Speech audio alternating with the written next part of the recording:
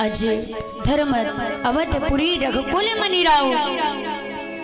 अयोध्या के नरेश चक्रवर्ती सम्राट महाराज दशरथ, जिनका नाम है महाराज दशरथ, समस्त सद्गुरुओं के धाम है। उनके हृदय में भक्ति है भगवान की। मति में साक्षात भगवान राम धनुष और बाण लेकर के, सारंग लेकर के विराजमान है। किसके हृदय में? दशरथ जी महाराज के। धर्म धुरंधर है दशरथ जी महाराज, जिनकी 3 रानियां, माता कौशल्या, माता कैकेयी, माता सुमित्रा, तीनों पति व्रत धर्म की पालन करने वाले। और जीवन के चौथे पन में एक बार महाराज को ग्लानि होने लगी। एक बार भूपत मन माही, भय गलानी मोहरी सुतना। ग्लानि किस बात की है? और ग्लानि ऐसी होती है कि वो ग्लानि हम किसी को बता नहीं सकते, अंदर ही अंदर घुटते हैं। किसी व्यक्ति को ग्लानि इस प्रकार से होता है जो अंदर ही अंदर उस बात को घुटता है, लेकिन ऐसे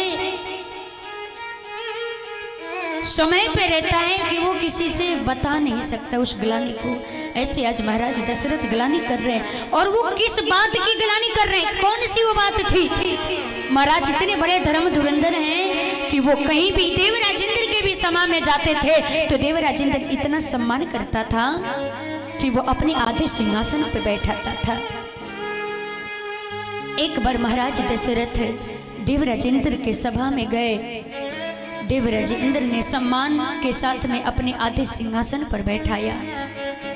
और जब सभा स्थगित हुई तो महाराज दशरथ उठ करके चल दिए। और जब जाने लगे तो उन्हें अचानक से याद आ गया कि उनकी महारानी कैकेयी ने एक पारिजात पुष्प मंगवाया था और महाराज उसको भूल गए थे, क्योंकि पारिजात पुष्प बड़ी ही सुगंधित पुष्प है, बड़ी सुंदर पुष्प। वो केवल देवराज इंद्र के बाग में मिलता है, वो कहीं नहीं मिलता है। महाराज भूल से चले गए थे। दोबारा जब गए वहां पर उन्होंने देखा, अरे जिस सिंहासन पर मैं बैठा हुआ था उस सिंहासन को जो इंद्र का संतरी है वो जल लेकर के धुल रहा है। महाराज के नेत्र सजल हो गए, रो पड़े। महाराज सोचने लगे आखिर बात क्या हुई? जिस सिंहासन पर मैंने बैठा है उस सिंहासन को इंद्र का संतरी धुल रहा है। आर्य सुमंत से कहते हैं कि हे आर्य सुमंत, आज मैंने बड़ी विडंबना देखी है। क्या? जो मैंने आज देखा, आज से पहले कभी वैसा दृश्य नहीं देखा। आर्य सुमंत ने कहा कि महाराज आपने क्या देख लिया?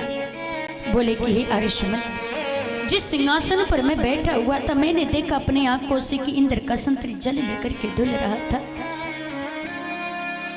मेरे में कौन सी कमी है, कौन सा पाप कर दिया है मैंने? आर्य सुमंत ने कहा महाराज इसमें परेशान होने की क्या बात है? वो तो जब भी आप उस सिंहासन से उठ करके आते हैं तो इंद्र का संतरी उस जल लेकर के वो धुल देता है। वो तो आपने पहली बार ही देखा है, अपनी आंखों से देख लिया तो आपको कष्ट हो रहा है। वो तो जब भी आप उस सिंहासन से उठ के जाते हैं तो जल से धुल दिया जाता है। महाराज रो पड़े। बोले ही आर्य सुमंत, मैंने कौन सा पाप कर दिया है, कौन सी कमी है? सुमंत जी ने कहा महाराज आपने कोई पाप नहीं किया है, इसलिए धुल देते हैं क्योंकि आप निसंतानी है, आपके कोई संतान नहीं है। महाराज ने सुना निसंतानी है। महाराज फफक के रो पड़े। आज इस चौथे पन में मेरे पास कोई संतान नहीं है, जीवन का चौथा पन चल रहा है। महाराज को बड़ी तकलीफ हुई। आज वही बात याद आ गई। महाराज उसी बात का ग्लानि कर रहे हैं हमेशा।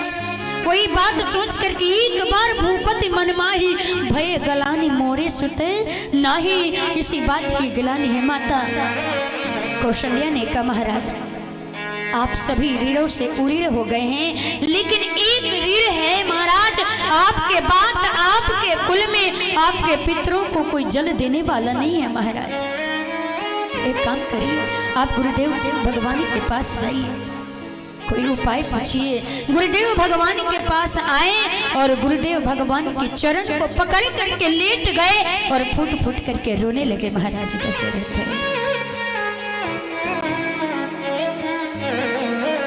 महाराज जब रोने लगे कि हे गुरुदेव मेरे पास कोई संतान नहीं है, गुरु गृह गयो तुरंत महिपाल, चरण लागी करी विनय विशाल।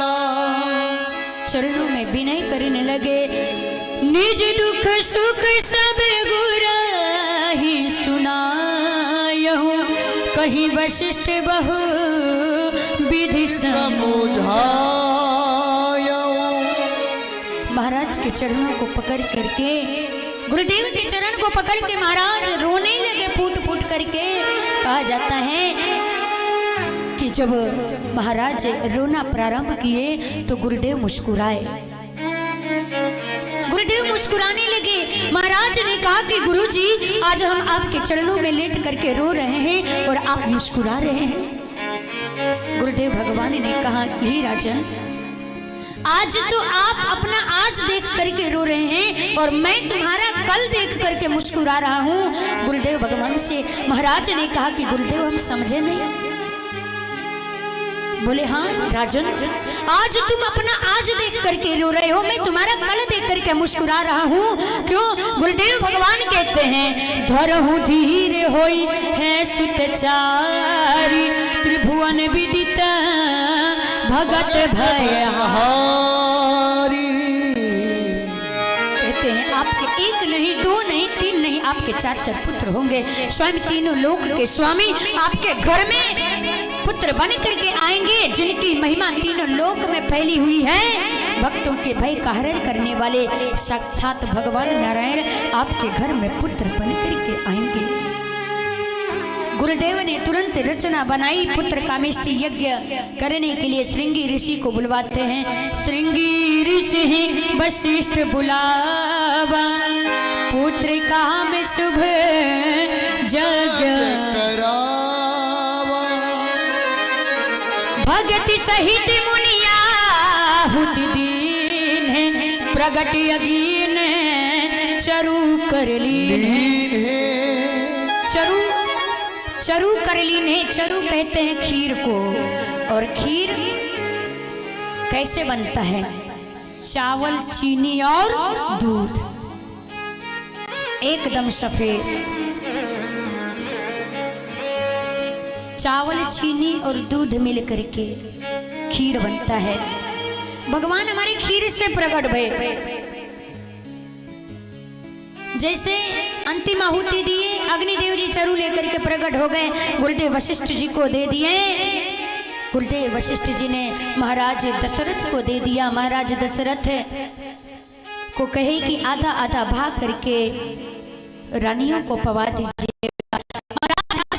महारानी कौशल्या को दे देते हैं आधा भाग, महारानी कैकेयी को दे देते हैं। जैसे ही प्रसाद पाई, प्रसाद पाते ही मेरे प्रभु जादिन ते हरि गर्भहिया, सकल लोक सुख संपत्ति छाए।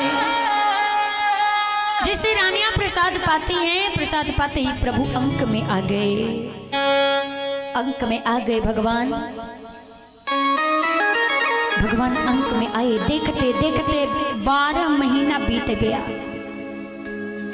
भगवान माँ के गर्भ में कितने दिन रहे? 12 महीना, 9 महीना नहीं, 12 महीने रहे माँ के गर्भ में भगवान।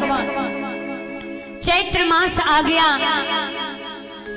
शुक्ल पक्ष आ गया, नौमी तिथि आ गया। नौमी तिथि मधुमास पुनीता, शुक्ल पक्ष अभिजीत हरि प्रीता। दोपहर का 11:30 बजा, अभिजीत मुहूर्त आया। शीतल मंद सुगंध हवाएं चलने लगी। अयोध्या जी की जितनी भी पर्वत हैं सब मरियों से एकदम जगमगा उठी। सरयू में मानो जल समाप्त हो गया था, मानो अमृत की धारा दौड़ पड़ी। आज सब संत लोग आकर के कीर्तन करने लगे,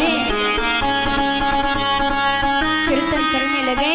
आगे क्या हुआ, देवता लोग आकर के सब भगवान का भजन करने लगे।